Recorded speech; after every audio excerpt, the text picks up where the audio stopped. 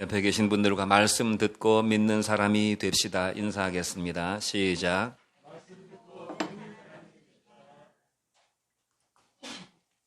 말씀을 들으실 때 여러분들에게 믿음의 축복이 있기를 주의 이름으로 축원드립니다.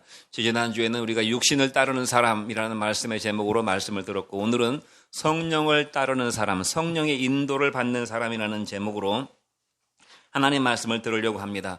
모든 만물에 다 원리가 있고 이치가 있듯이 영적 세계에도 하나님께서 세우신 원리와 이치가 있습니다. 그 중에 하나가 무엇인가 하면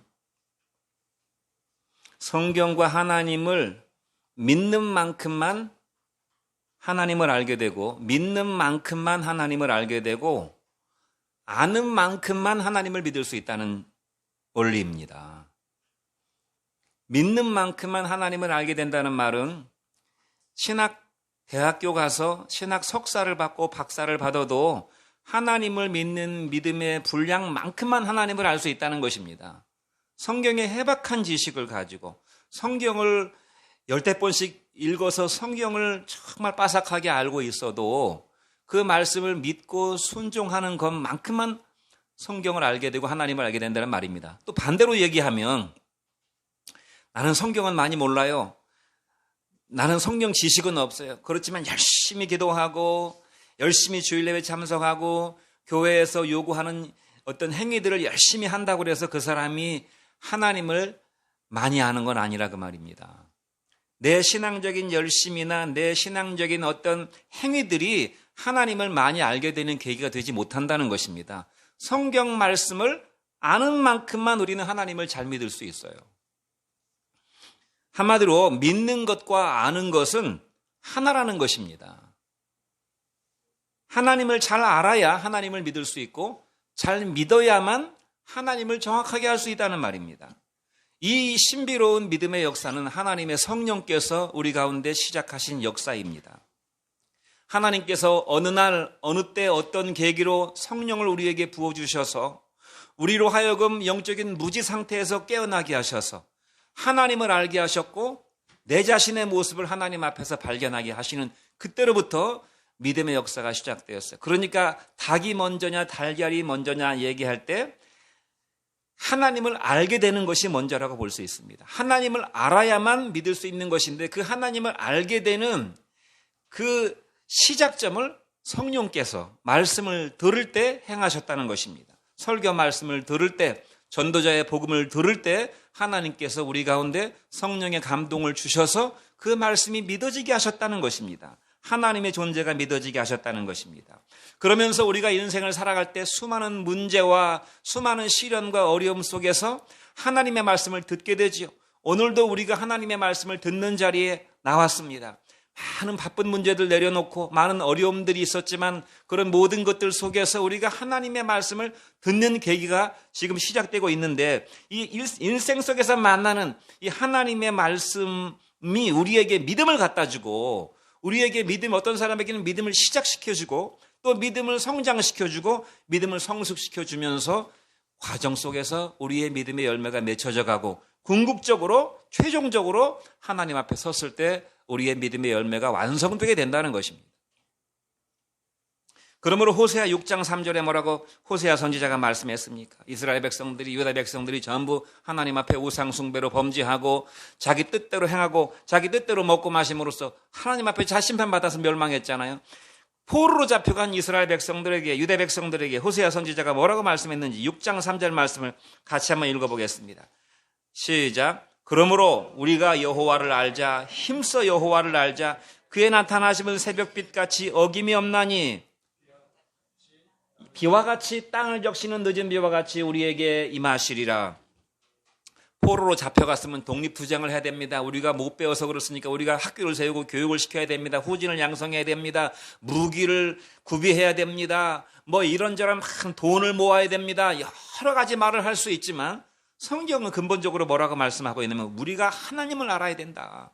우리가 여호와를 알자. 우리가 하나님 안다고 자부했던 것은 다 헛것으로 알았던 것이다. 우리 신앙생활은 엉터리였다. 우리는 믿는 백성이라고 선민이라고 자부했지만 그거 다 소용없는 것이었다. 우리가 하나님을 몰랐기 때문에 망한 것이다. 하나님을 알자. 힘써서 여호와를 알자. 그의 나타나심은 새벽빛같이 어김이 없다고 그랬어요. 이 말씀은 무슨 말입니까? 여러분, 천지창조가 이루어진 이후에, 이 지구가 만들어지고 태양이 만들어진 이후에 한 번도 새벽이 안 온 적이 없습니다. 새벽 빛이 떠오르지 않은 적이 없어요. 새벽 빛은 늘 일정하게 그 시간에, 정해진 시간에 항상 일정하게 떠올랐죠. 하나님의 임하심이 이와 같을 것이라는 것입니다. 우리가 여호와를 알고 우리가 여호와를 구하고 여호와를 기다리면 하나님은 새벽빛이 우리에게 오는 것처럼, 아무리 칠흑 같은 어둠이라고 할지라도 새벽은 반드시 오고야 마는 것처럼 하나님은 빛으로 우리에게 임하신다는 것입니다. 하나님이 반드시 말씀대로 우리 가운데 임하실 것이라, 그러므로 우리가 여호와를 알아야 된다는 것입니다. 그러므로 우리가 성경 말씀을 깊이 귀 기울여 새겨듣고 그 말씀을 우리 마음속에 간직하고 그 말씀을 묵상하고 그 말씀 속에서 우리의 믿음이 생성되고 성장해야 되는 줄로 믿습니다. 믿음은 자기 열심이 아니에요. 믿음은 나의 뜨거운 종교심이 아닙니다. 믿음은 내가 많이 알고 있는 성경 지식에 내가 동의하고 아멘하는 것이 아니에요. 믿음은 무엇입니까? 여호와를 말씀대로 아는 것입니다. 말씀대로 알고 말씀대로 믿고 말씀대로 순종하는 것이다. 그래서 오늘 우리가 두 가지 하나님의 말씀을 교훈으로 받으려고 하는 것입니다. 첫 번째는 하나님의 말씀은 뭐라고 말씀하고 있는가? 심은 대로 부활하는 인생이다. 한번 따라해 보겠습니다. 시작. 심은 대로 부활하는 인생이다. 다른 말로 가꾼 대로 부활하는 인생이다. 로마서 8장 11절 말씀을 같이 한번 읽어보겠습니다. 8장 11절 시작. 예수를 죽은 자 가운데서 살리신 이의 영이 너희 안에 거하시면 그리스도 예수를 죽은 자 가운데서 살리시니가 너희 안에 거하시는 그의 영으로 말미암아 너희 죽을 몸도 살리시리라. 여기 성도가 어떤 사람인가를 성경이 좀 길게 설명하고 있습니다.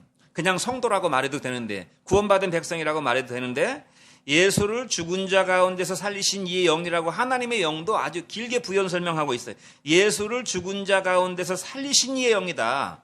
그러면 예수를 죽은 자 가운데서 살리신 그분이 너희 안에 거하시는 그의 영으로 말미암아 너희 죽을 몸도 살리시리라, 이렇게 말씀하고 있는데, 성도를 가리켜 뭐라고 그랬냐면 예수께서 그 사람 안에 거하는 사람이다. 예수께서 거하는 그 사람이 성도다 그랬어요. 다른 말로 얘기하면 성령께서 그 안에 거하시는 사람이다. 예수가 그 안에 거하는 사람, 성령이 그 안에 거하는 사람, 한마디로 말하면 예수를 주님과 그리스도로 영접한 사람을 말하는 것입니다.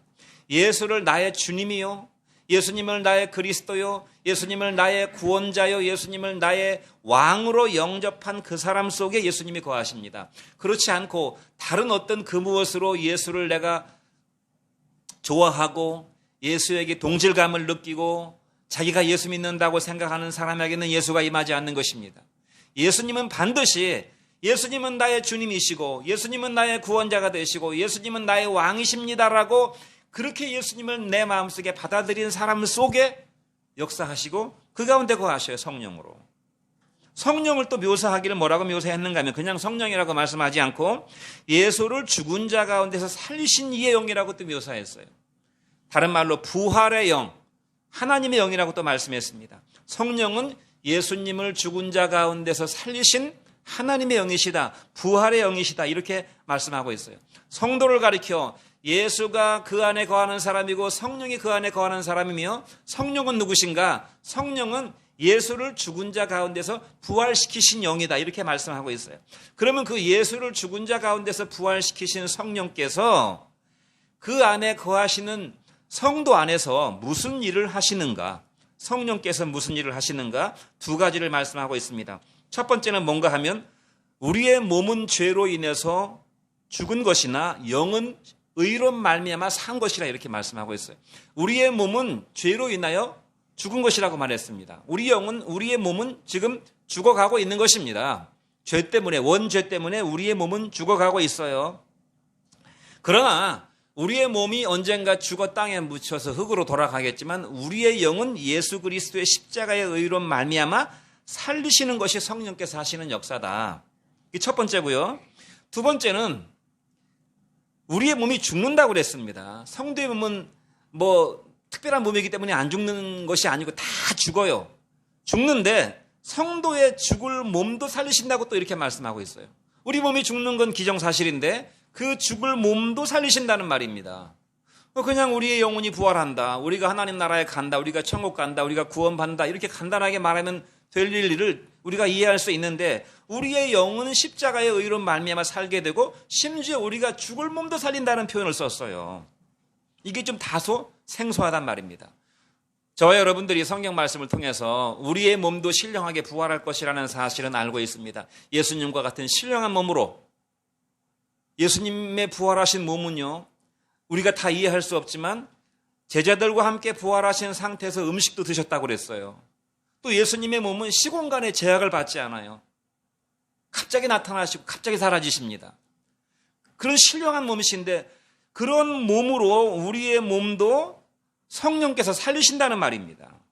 이게 좀 다소 생소하다 그 말이에요. 그래서 우리는 잘 이해가 안 되고 우리가 경험으로 알기 어렵고 생소한 것들은 뭐 나중에 어떤 일이 일어나겠지, 그럴 수 있겠지 하면서 그런 우리가 경험하기 어려운 문제들을 그냥 먼 훗날에 아니면 영원한 미래를 돌려버린다 말입니다. 그런데 성령께서 그것이 먼 훗날에 어차피 알게 되는 것이라면은 굳이 이렇게 우리를 죽은 자 가운데서, 예수를 죽은 자 가운데서 살리신 예영이 예수님의 십자가의 의로 우리의 영혼도 구원하시고 너희 죽을 몸도 살리실 것이라는 이런 장황한 표현을 쓰실 리가 없어요. 이렇게 쓰시는 것은 다 의도가 있다는 말입니다. 그러니까 우리가 하나님 말씀을 읽을 때 그 말씀의 의미도 알아야 되지만 왜 예수님께서 이런 말씀을 하셨지? 왜 성경이 이런 식으로 표현하셨지? 라도 생각해 볼 수 있어야 됩니다. 그리고 이런 우리의 궁금증들은 설교 말씀을 듣거나 성경을 공부하거나 아니면 내가 기도 중에 묵상할 때 하나님께서 지혜를 주셔서 깨닫게 하시는 것입니다. 이것이 하나님을 아는 과정이에요. 자, 그러면 주님께서 무슨 의도로 또 어떤 교훈을 주시려고 우리에게 이렇게 말씀하셨는가? 성도는 신령한 몸으로 부활한다는 그 1차적인 의미, 우리가 다 알 수는 없지만 우리의 몸도, 우리의 육체, 이런 육체는 아니겠지만 이 육체는 죽어 흙으로 가겠지만 우리가 어떤 몸의 형체를 가진 그런 모습으로 부활한다는 이야기구나. 그렇게 1차적으로 이해해야 됩니다. 그런데 2차적인 의미가 있어요. 그 1차적인 의미는 우리가 어떤 그 형태를 가지고 있는 이런 그 몸으로 부활한다는 얘기구나. 우리가 예수님의 그 부활하신 그런 모습처럼 부활한다는 얘기구나. 이렇게 이해해야 되지만 그럼 2차적으로 그런데 그런 말씀을 오늘 우리에게 왜 하고 계신가? 그건 어차피 죽어서 부활하게 되면 어차피 우리가 알게 될 것인데 왜 이런 말씀을 우리에게 하시는가? 그 의도를 알아야 된다 하는 것입니다. 우리가 어떤 사람과 이야기할 때도 그 사람이 말하는 그 말만 가지고 생각할 것이 아니라 저 사람이 왜 저런 말을 할까도 생각해 봐야 됩니다. 그래야만 그 사람을 더 깊이 이해할 수가 있는 것이듯이 주님께서 왜 우리가 신령한 몸으로 부활한다는 말씀을 하셨는가? 그러면 우리가 영적 지식을 가지고 이 말씀을 묵상하고 공부하고 숙성시키고 내면화시킬 때 우리의 삶에서 하나님의 말씀이 열매로 드러나게 될 줄로 믿습니다. 자, 이 말씀을 부연해 주는 것이 고린도전서 부활장에 나오는 15장 42절로 44절 말씀인데 같이 한번 읽어보겠습니다. 고린도전서 15장 42절로 44절 시작. 죽은 자의 부활도 이와 같으니 썩을 것으로 심고 썩지 아니할 것으로 다시 살며, 그 다음에 욕된 것으로 심고 영광스러운 것으로 다시 살아나며, 약한 것으로 심고 강한 것으로 다시 살아나며, 육의 몸으로 심고 신령한 몸으로 다시 살아나나니 육의 몸이 있은즉 또 영의 몸도 있느니라 그랬습니다. 여기 분명히 말씀하고 있지요. 우리가 육신의 몸을 가지고 있듯이 너희의 영의 몸도 있다는 것입니다. 우리가 육신의 집이 있듯이 우리 영혼의 집도 있다고 성경은 말씀하고 있어요. 내가 너희를 위해서 거처를 예비하러 간다고 처소를 예비하러 간다고 그랬죠. 우리가 머무를 집을 예비하러 간다는 말입니다. 주님께서 그런 우리의 몸이라든가 우리의 영혼이 거할 집이라는 표현을 쓰신 데는 다 그만한 이유가 있다는 것입니다. 주님께서 말씀하실 때 부활을 우리의 영의 부활이라고 말씀하지 않고 우리의 영의 몸의 부활이라는 표현을 쓰셨어요. 몸의 부활. 영혼이 몸이 있다는 말인가? 영혼의 몸의 부활을 말씀하셨어요.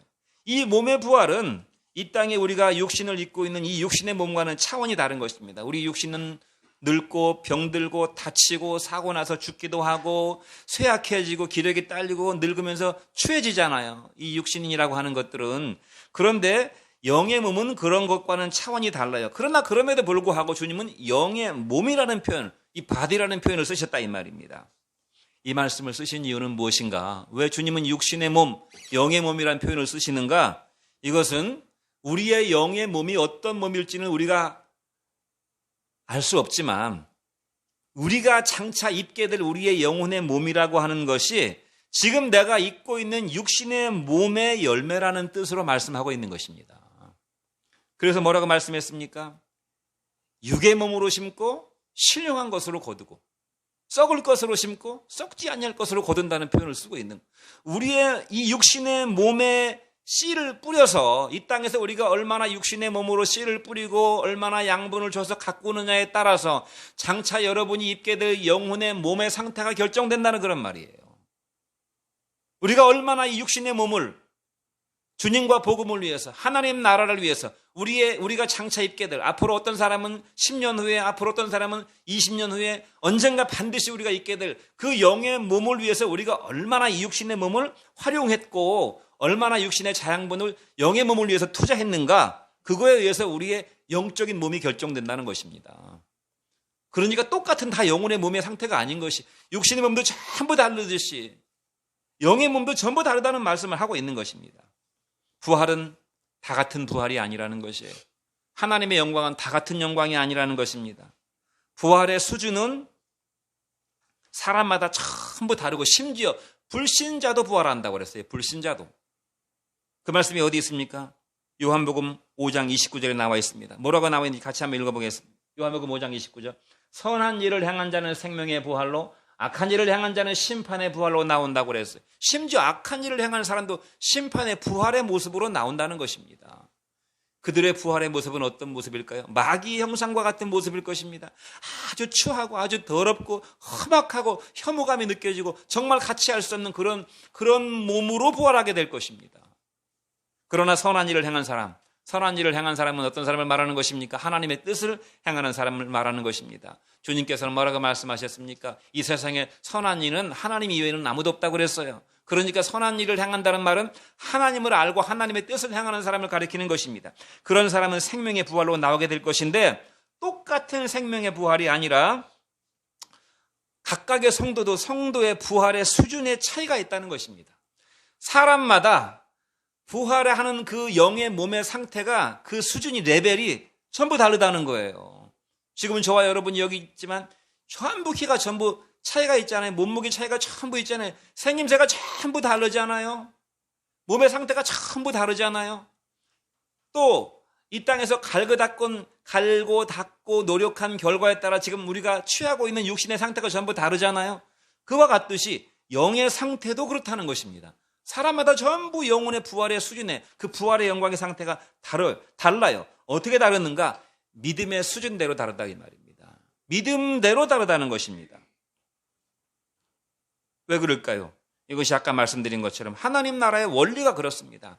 하나님은 심은 대로 가꾼 대로 거두게 되는 원리를 취하시기 때문에 그런 것이 그러니까 하나님 나라에도 요행이라는 것은 없어요. 하나님 나라에도 재수라는 것은 없어요. 하나님 나라에는 불공평이 없어요. 꼼수가 통하지 않아요. 하나님 나라는 다 좋은 게 좋은 거니까 그냥 다 좋은 거 똑같이 죽게 하는 것이 아니고 하나님 나라의 영광도 다르다는 사실을 우리가 기억해야 됩니다. 그래서 뭐라고 아까 말씀드린 우리가 육의 몸으로 심고 영의 몸으로 신령한 몸으로 거두게 된다는 표현을 쓰신 것입니다. 무슨 말이냐? 현재 우리의 육신의 몸이라고 하는 것은 죽을 몸인데 이 몸은 죽을 몸이에요. 이 몸은 무한정 있는 몸이 아니고 잠깐 동안의 기회로 주어진 몸이에요. 이 죽을 몸을 영의 몸을 위한 씨앗으로 활용해라. 그 말씀을 하기 위해서 영의 몸의 부활을 얘기하고 있는 것입니다. 여러분 신나락이라는 말 들어보셨죠? 신나락을 도시 사신 분들이나 저만 학생들이 잘 모를 텐데 신나락 귀신 신나락 까먹는 소리 한다 그러잖아요. 신나락 우리가 먹는 밥은 다 신나락에서 오는 것입니다. 씨앗으로 쓰는 그 벼라는 말이에요. 겨우 내내 먹고 살기 힘들고 어려운 시절에도 농부들은 벼를 다 먹어 치우지 않고 배고프다고 그 벼를 다 먹어 치우지 않고 하다못해 배추뿌리, 무뿌리를 먹고 살아도 씨나락은 남겨놨어요. 왜냐하면 봄이 되면 이것을 이렇게 이제 물에 불려가지고 논에 갖다 심어야 되기 때문에, 모를 만들어가지고 심어야 되기 때문에 그 씨나락의 역할을 하는 것이 바로 지금 우리라는 말이에요. 우리의 이 몸이라고 하는 것, 우리 육체라고 하는 것, 우리의 지금 삶의 모든 내가 누리고 있는 환경이라고 하는 것들은 다 영의 몸을 위한 씨나락이다. 좋은 영의 몸을 만들기 위한 자양분이라는 것입니다. 양분. 그런데 그 신령한 몸의 상태가 전부 달라요. 똑같은 씨나락을 뿌렸는데 좋은 씨나락을 뿌렸느냐, 또 얼마나 열심히 양분을 주고 가꿨느냐에 따라서 우리의 몸의 그 신령한 몸의 영광이 전부 다르다고 그랬어요. 성경은 그것을 고린도전서에서 뭐라고 말씀하고 있냐면, 야, 영광을 봐라. 영광이라는 것은 빛인데요. 빛이 영광입니다. 해의 영광이 있고 달의 영광이 있고 별의 영광이 있는데 별과 별의 영광도 전부 다르다고 그랬어요. 우리가 물리적으로, 물질적으로, 육신적으로 볼 수 있는 빛도 전부 다르듯이, 이런 형광등이 있고 더 밝은 빛이 있듯이 영의 영광도 전부 다르다고 말씀하고 있어요. 여러분, 이 세상 성도의 몸과 성도의 인생은 부활의 몸을 위한 씨앗이고 양분이고 기회라는 사실을 생각하면 우리가 이 몸을 가지고 어떻게 살아야 되는지 깊이 생각하게 될 것입니다. 이 몸 가지고 그냥 내가 원하는 대로 아무렇게나 살면 안 되는 것이구나. 먹고 마시고 진탕 소비하는 인생을 살면 안 되는 것이로구나. 여러분, 농부가 배고프다고, 먹고 싶다고, 그 흰 쌀밥 먹고 싶다고 씨나락을 다 까먹어 밥을 만들어 먹어보세요. 봄에 뿌릴 씨앗이 있습니까? 거둘 것이 아무것도 없어요. 우리 육체가 내가 육신의 욕구대로 살고 싶다고 그래서 그 막 살아버리게 되면 어떻게 되겠습니까? 영의 몸의 상태가 어떻게, 영의 생명을 거둘 수가 없어요. 또 뿌리긴 뿌렸는데 아주 허접한 거, 좋은 건 다 먹어치워버리고 허접한 것만 뿌리거나, 뿌린 다음에 게으르게 자양분을 주고 게으르게 가꾸면 나중에 대부분 다 쭉정이 같은 것들을 거두게 될 것이라 그 말이죠. 영적으로도 마찬가지라 그 말입니다. 영적으로도. 이 세상의 육의 것들이나 육신의 몸이나 세속적인 가치들은 그러므로 집착하거나 그것을 목적으로 살 만한 가치가 없다는 것을 말하는 것입니다. 아무리 육의 몸을 위해서 인생을 살아보세요. 이 육의 몸을 아무리 가꾸고 아무리 좋은 것을 먹이고 아무리 좋은 주사를 맞고 아무리 해도 결국은 아무 쓸모가 없는 몸이 되어져 버리고 마는 것입니다. 신나락을 먹어치우는 어리석은 농부하고 똑같은 그런 인생을 살게 되는 것이죠. 이 세상의 육신의 몸이라고 하는 것은 우리가 아무리 정성을 기울이고 지성을 들이고 투자를 해도 결국은 시들고 병들고, 그 영광이라고 하는 것, 육체의 아름다움이라고 하는 것, 또 우리가 육체를 통해서 만들어낸 세상의 영광이라고 하는 것들은 퇴색되고 변질되고 냄새나는 것이 되고 마는 것입니다. 성경은 그것을 뭐라고 말씀하고 있는가 하면, 세상의 영광, 세상의 빛, 세상의 만족을 위해서 달려갔던 솔로몬이 마지막 고백한 것이 그 모든 것들이 다 바람을 잡으려고 했던 것과 같은 것이었다, 이렇게 말씀하고 있어요. 바람을 잡으려는 것. 육신의 몸이라고 하는 것, 육신의 인생이라고 하는 것은 바람과 같아서 잡을 수가 없어요. 내가 아무리 내 육체를 내가 소유하고 있지만 이 육체를 가는 청춘을 잡을 수가 없고 오는 백발을 막을 수가 없어요. 이 몸을 내 마음대로 할 수가 없다, 이 말입니다. 이 육체를 잡을 수도 없고 이 육체가 어떻게 될지 예측할 수도 없어요. 어느 날 병에 걸릴지, 코로나에 걸릴지, 감기에 걸릴지, 교통사고를 당해서 죽을지 이 육체를 알 수가 없어요. 돌발 변수들이 무지무지하게 많습니다.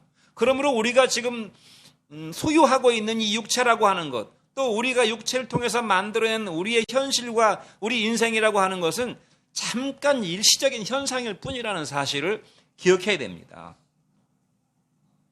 그러나 영의 몸은 어떻습니까? 영의 몸은, 지금 우리는 영의 몸을 만드는 사람들입니다. 영의 몸을 만들어가는 과정 속에 있는 사람들이, 우리의 영의 몸이 천국에서 지금 어떤 몸으로 만들어지고 있는지는 모르겠지만 영의 몸은 일단 형성이 되면 영원불변입니다.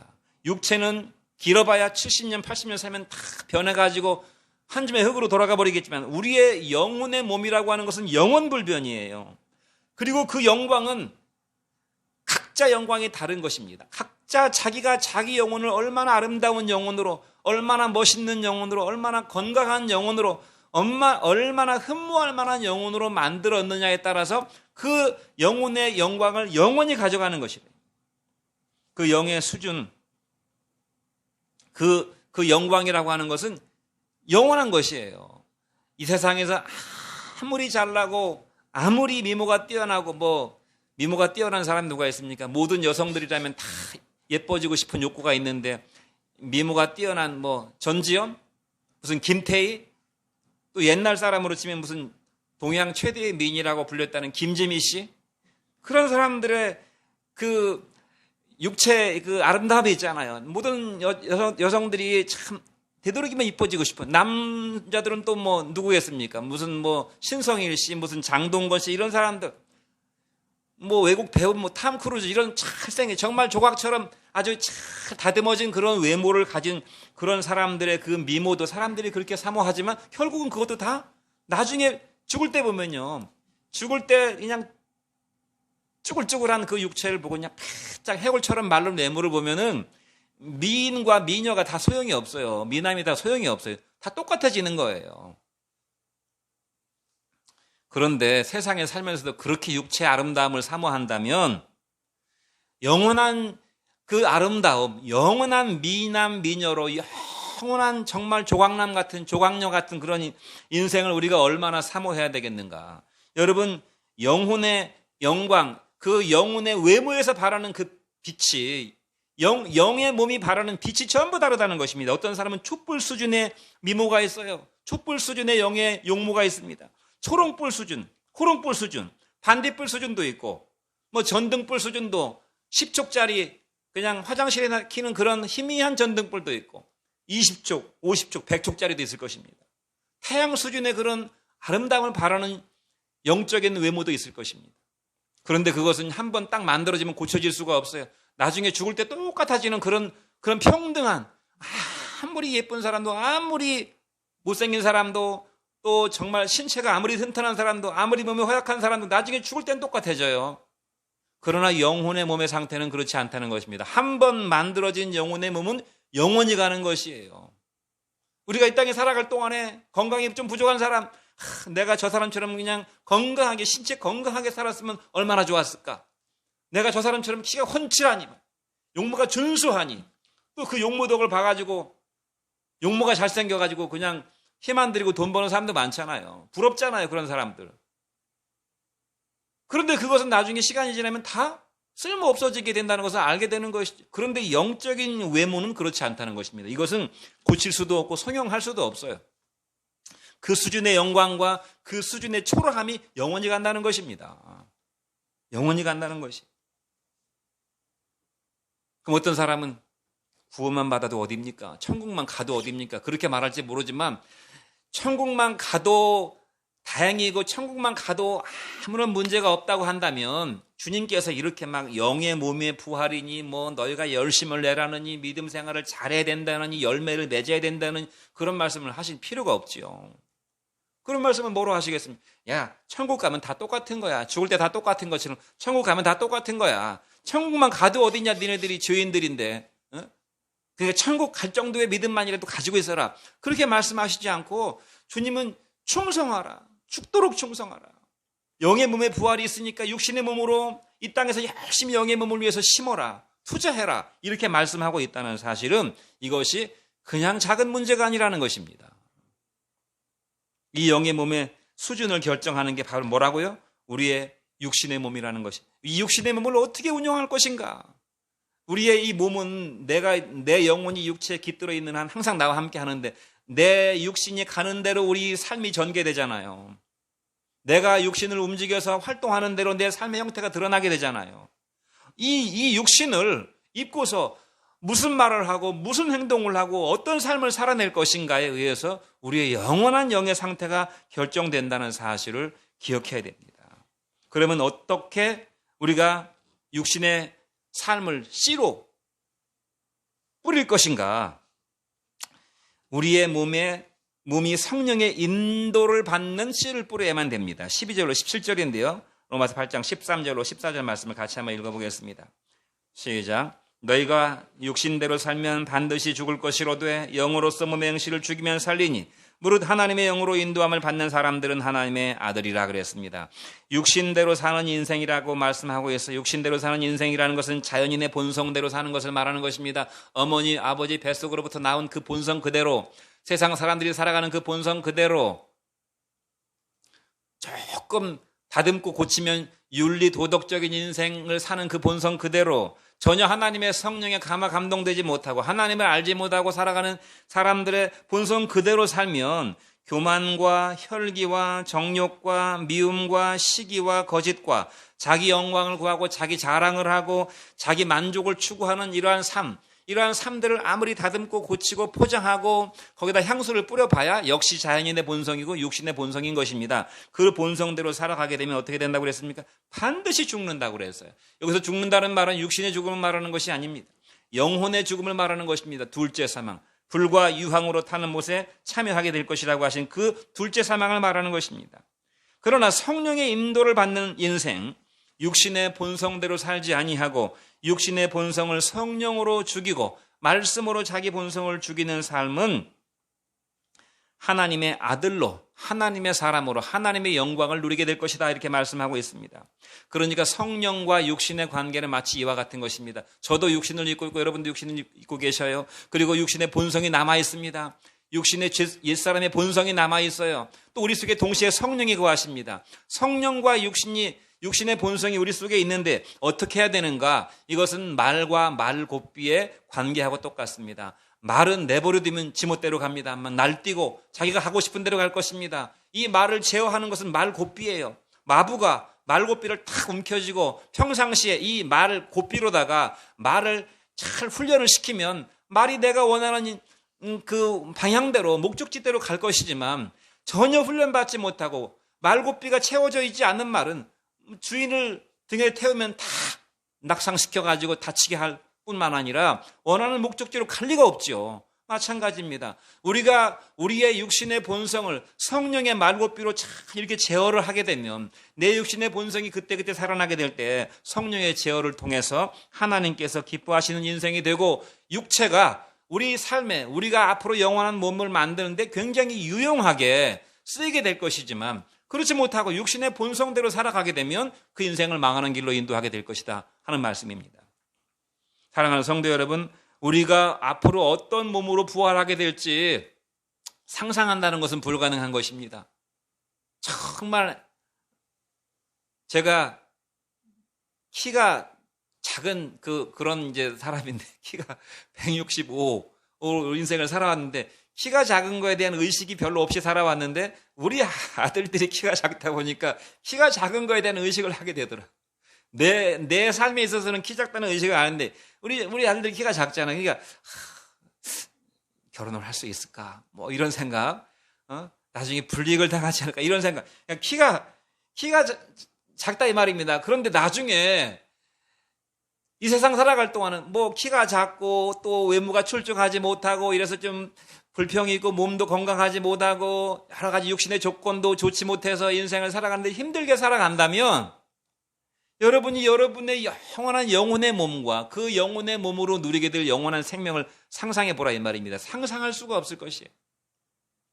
여러분이 어떻게 육신의 몸으로 심느냐에 따라서, 주님의 말씀은 우리가 왜 영의 몸으로 부활한다고 그랬습니까? 그 영광이 다르기 때문에 그런 것입니다. 그 영광이. 그러므로 우리의 몸을 어떻게 써야 합니까? 육신의 안전을 추구하고, 되도록이면 안전한 인생, 되도록이면 편한 인생, 안일한 인생, 무사안일한 인생, 평안을 누리고 이 세상의 좋은 것들을 누리는 쪽으로 그냥 내 몸을 그렇게 아끼고 그렇게 내 몸을 위하고 그냥 내 몸을 그렇게 붙잡으려고, 내 육체를 붙잡으려고 그렇게 하는 인생을 살기보다는 자기를 부인하고 자기 십자가를 치고 주님과 복음을 위해서는 내 몸을 드리는 인생, 내 인격과 사역의 열매를 맺어가는 인생을 살게 되면 여러분의 영의 몸은, 여러분의 그 스피리추얼 바디는 분명히 아주 아름다운 몸, 정말 천사들도 흠모한, 저 성도가